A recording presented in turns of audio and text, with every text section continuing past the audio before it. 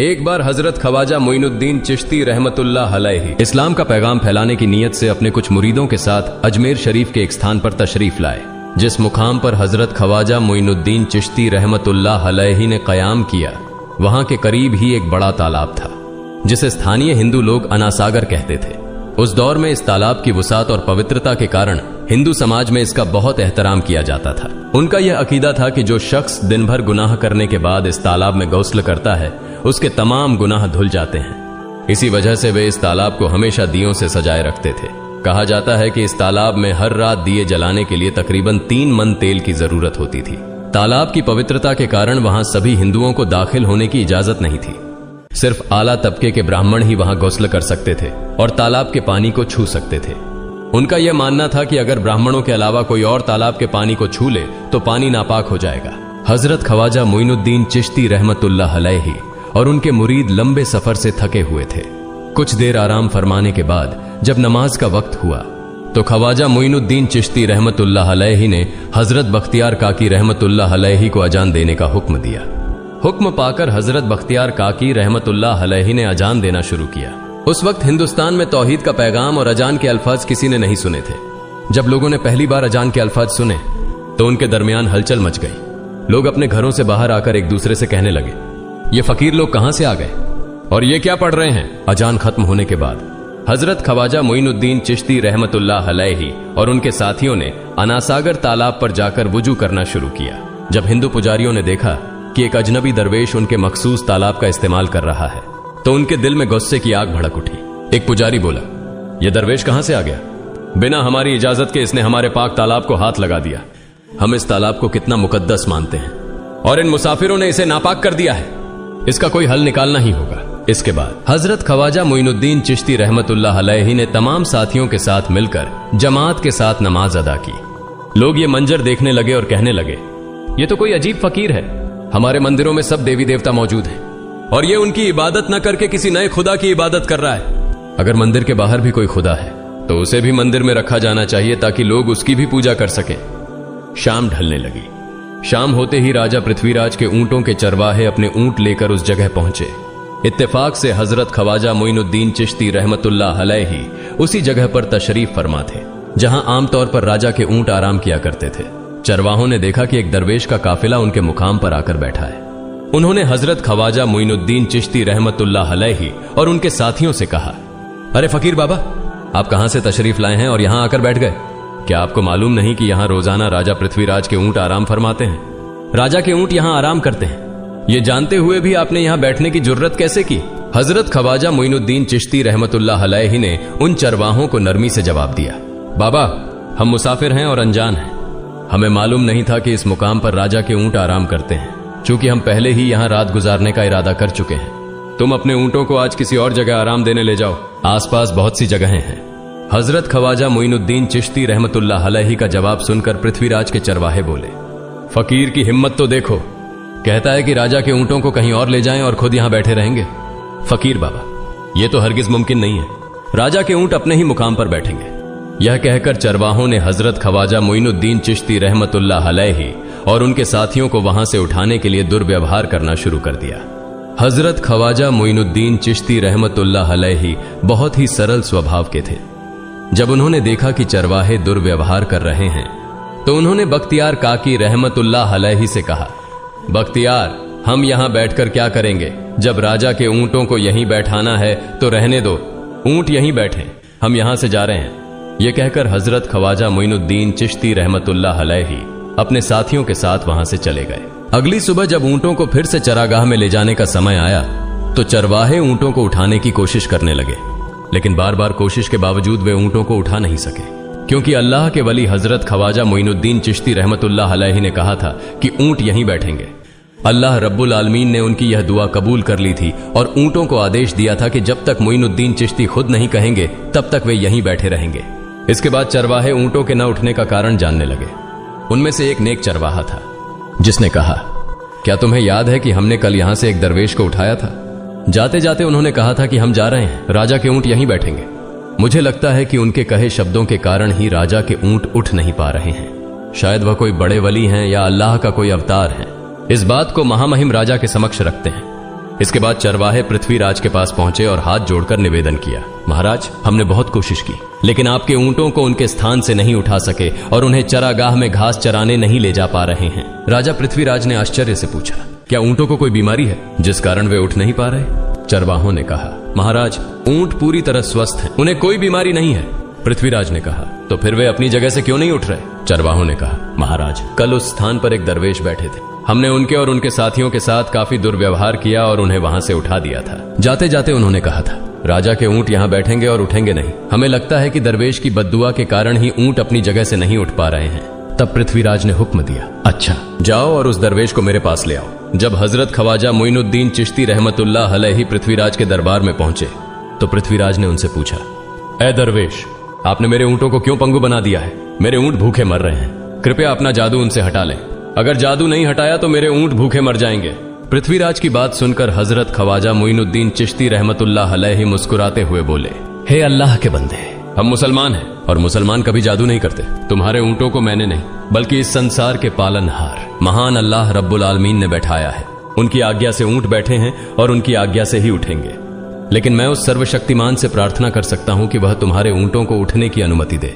इसके बाद हजरत ख्वाजा मोइनुद्दीन चिश्ती रहमतुल्लाह अलैहि ने अल्लाह से दुआ की, हे अल्लाह, इन ऊंटों को उनकी जगह से उठने की तौफीक दे।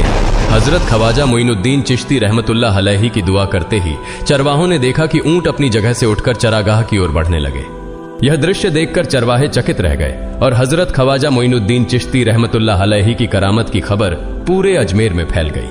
जैसे जैसे हिंदुओं के बीच हजरत ख्वाजा मोइनुद्दीन चिश्ती रहमतुल्लाह अलैहि की करामत की बातें फैलने लगीं और इस्लाम की महानता उनके सामने प्रकट होने लगी, मंदिर के पुजारी भयभीत हो गए। वे सोचने लगे, अगर यही चलता रहा तो सभी हिंदू मुसलमान बन जाएंगे। तब वे पृथ्वीराज के पास पहुंचे और निवेदन किया, महाराज, ये दरवेश हमारे राज्य में अशांति फैला रहे हैं। यदि आपने अभी इनका कोई उचित समाधान नहीं निकाला तो ये दरवेश सभी हिंदुओं को मुसलमान बना देंगे और तब हमारे देवताओं की पूजा करने वाला कोई नहीं बचेगा। आप इन्हें यहां से भगा दें, नहीं तो ये हमें यहां से बाहर निकाल देंगे। महाराज, हम आपको एक और भयावह बात बताना चाहते हैं। ये दरवेश कहते हैं कि जिन मूर्तियों की हम पूजा करते हैं वे पूजनीय नहीं है। उनका कहना है कि ये केवल निर्जीव पत्थर है जिनमें कोई शक्ति नहीं है। ये साधारण लोगों को इस तरह की बातें बताकर भ्रमित करना चाहते हैं। सबसे आपत्तिजनक बात यह है कि ये दरवेश हर दिन 5 बार हमारे पवित्र तालाब में हाथ लगाकर उसे अपवित्र कर रहे हैं। पुरोहितों की बात सुनकर पृथ्वीराज ने हजरत ख्वाजा मोइनुद्दीन चिश्ती रहमतुल्लाह अलैहि को बुलाया। जब हजरत ख्वाजा मोइनुद्दीन चिश्ती रहमतुल्लाह अलैहि उनके दरबार में पहुंचे तो पृथ्वीराज ने कहा, ए दरवेश, हम देख रहे हैं कि आप गोमाता का मांस खाते हैं और हमारे देवताओं का अपमान करते हैं। हमारे धर्म के बारे में तरह तरह की उल्टी सीधी बातें कर रहे हैं। हम यह सहन नहीं कर सकते। हम यह भी देख रहे हैं कि आप हमारे पवित्र तालाब को अपने अपवित्र हाथों से खराब कर रहे हैं। आप तुरंत हमारे देश से चले जाएं।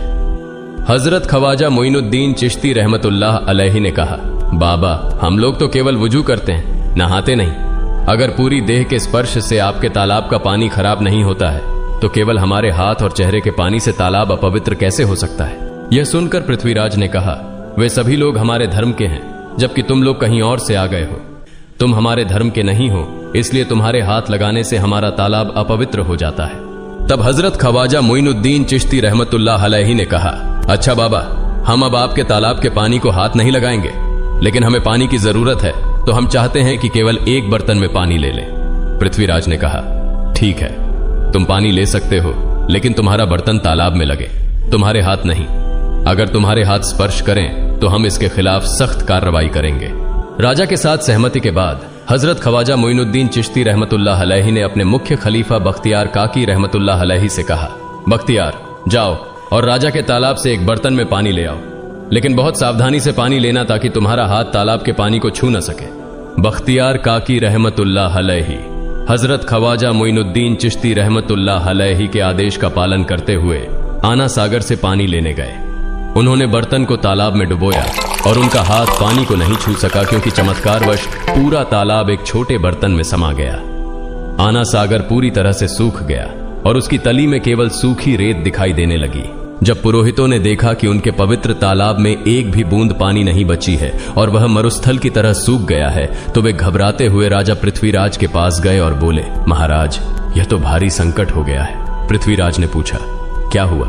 पुरोहितों ने कहा, उस दरवेश ने हमारे पूरे तालाब का पानी ले लिया है। अब हमारे पवित्र तालाब में एक बूंद भी पानी नहीं है। अगर इस तालाब में पानी नहीं होगा तो हम अपने पापों का प्रायश्चित कैसे करेंगे?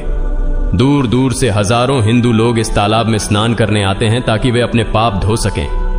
अगर पानी नहीं रहेगा तो वे यहां आना बंद कर देंगे, जिससे हमारा बड़ा नुकसान होगा और अजमेर की मान मर्यादा मिट्टी में मिल जाएगी।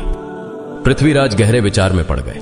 वे हजरत ख्वाजा मोइनुद्दीन चिश्ती रहमतुल्लाह अलैहि के खिलाफ कोई कठोर कदम उठाने से झिझक रहे थे, क्योंकि उन्हें आशंका थी कि अगर उन्होंने दरवेश के खिलाफ सैनिक भेजे और दरवेश ने सैनिकों पर भी जादू कर दिया तो उनकी परेशानी और बढ़ जाएगी। इसलिए उन्होंने कहा, तुम लोग जाओ और उस दरवेश को मेरे पास बुला कर लाओ। मैं देखता हूं कि वह क्या चाहता है। अगर उसकी मांग उचित होगी तो हम उसे मान लेंगे, और यदि उचित नहीं हुई तो हम माफी मांगकर अपना तालाब का पानी वापस ले लेंगे। जब हजरत ख्वाजा मोइनुद्दीन चिश्ती रहमतुल्लाह अलैहि पृथ्वीराज के दरबार में पहुंचे तो पृथ्वीराज ने कहा, ऐ बाबा, आपने हमारे तालाब का सारा पानी ले लिया है। हम अपने पापों का प्रायश्चित कैसे करेंगे? पूरे दिन के पाप हम इस तालाब में स्नान करके धोते हैं। अगर तालाब में पानी नहीं होगा तो हम अपने पाप कैसे धोएंगे? हजरत ख्वाजा मोइनुद्दीन चिश्ती रहमतुल्लाह अलैहि ने उत्तर दिया, देखो बाबा, तुम्हारे पास आना सागर है, पर दुनिया के हर कोने में ऐसा तालाब नहीं है, तो क्या वे लोग अपने पाप कैसे धोएंगे? पापों को धोने की ताकत इस तालाब के पानी में नहीं है। पापों को माफ करने वाला केवल अल्लाह है, जिसने आकाश, धरती और पूरी सृष्टि बनाई है। उसकी इजाजत के बिना एक पत्ता भी नहीं हिलता। इसलिए मैं तुम्हें इस भ्रम को छोड़कर सही राह पर आने की दावत देता हूं।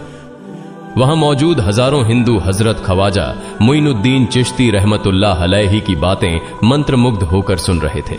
इसके बाद उन्होंने कहा, जाओ बख्तियार, जिस बर्तन में तुमने तालाब का पानी लिया था उसे वापस तालाब में डालाओ। बख्तियार काकी रहमतुल्लाह अलैहि हजरत ख्वाजा मोइनुद्दीन चिश्ती रहमतुल्लाह अलैहि के हुक्म से आना सागर में बर्तन का पानी डालने गए। जैसे ही बर्तन का पानी तालाब में डाला, आना सागर फिर से पानी से लबालब भर गया। इस चमत्कार को देखकर वहां मौजूद कई हिंदुओं ने कलमा पढ़कर इस्लाम कबूल कर लिया। यह देखकर हिंदू पुरोहितों और पंडितों की चिंता बढ़ गई। वे पृथ्वीराज के पास गए और बोले, महाराज, यदि अब कोई उपाय नहीं किया गया तो सारे हिंदू मुसलमान हो जाएंगे। पृथ्वीराज ने कहा, मुझे सलाह दो, इस दरवेश का मुकाबला कैसे किया जा सकता है? पुरोहितों ने कहा, यह दरवेश एक बड़ा जादूगर है, इसलिए इसका मुकाबला भी जादू से करना होगा। हमारे बीच एक बड़े पुरोहित और जादूगर रामदेव हैं, उन्हें इसके मुकाबले में भेजें। अगर वह जादू से इसे हरा सके तो हम अपने हिंदू धर्म का गौरव फिर से प्राप्त कर सकेंगे। पृथ्वीराज ने रामदेव को बुलाकर कहा, रामदेव, मैं तुम्हें इस दरवेश को जादू से हराने की जिम्मेदारी दे रहा हूं। अगर तुम उसे हरा सके तो हम अपने धर्म का गौरव फिर से पा सकेंगे। रामदेव ने पृथ्वीराज को आश्वस्त करते हुए कहा, महाराज, आप चिंता न करें, इस दरवेश को हराना मेरे लिए बहुत आसान है। मैं आपके समक्ष हमारे धर्म का गौरव वापस लाकर रहूंगा। इसके बाद रामदेव अपने साथियों के साथ हजरत ख्वाजा मोइनुद्दीन चिश्ती रहमतुल्लाह अलैहि के सामने मुकाबले के लिए पहुंचा। उसने कहा, मोइनुद्दीन, अगर तुम में ताकत है तो मुझसे जादू का मुकाबला करो। मैंने तुम जैसे बहुत से जादूगरों को हराया है, तुम्हें हराना तो मेरे लिए साधारण बात है।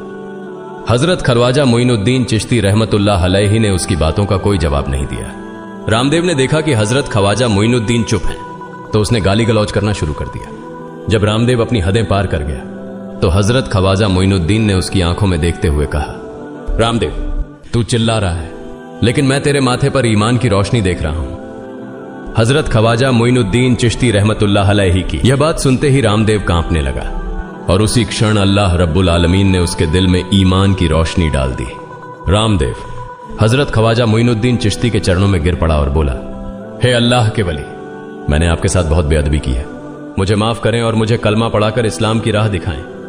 हजरत ख्वाजा मोइनुद्दीन चिश्ती रहमतुल्लाह अलैहि ने रामदेव को कलमा पढ़ाया और उनका नाम रखा मोहम्मद सादिक। इतिहास बताता है कि बाद में रामदेव मोहम्मद सादिक के रूप में एक बड़े अल्लाह के वली बन गए। प्रिय पाठकों, सोचें, जो रामदेव हजरत ख्वाजा मोइनुद्दीन चिश्ती को पराजित करने आए थे, वही अब उनके हाथ में हाथ देकर इस्लाम की शांति की छांव में आ गए। यह अल्लाह रब्बुल आलमीन का चमत्कार और शक्ति है, जो जिसे चाहे हिदायत दे सकता है। प्यारे दोस्तों, सदका ए जारिया की नीयत से इस वीडियो को दूसरे लोगों तक जरूर शेयर करें, ताकि वे भी इससे सबक हासिल कर सकें। और अगर आपको मेरी वीडियो पसंद आई है तो वीडियो को लाइक करें और मेरे चैनल को सब्सक्राइब करें। मिलते हैं अगली वीडियो में।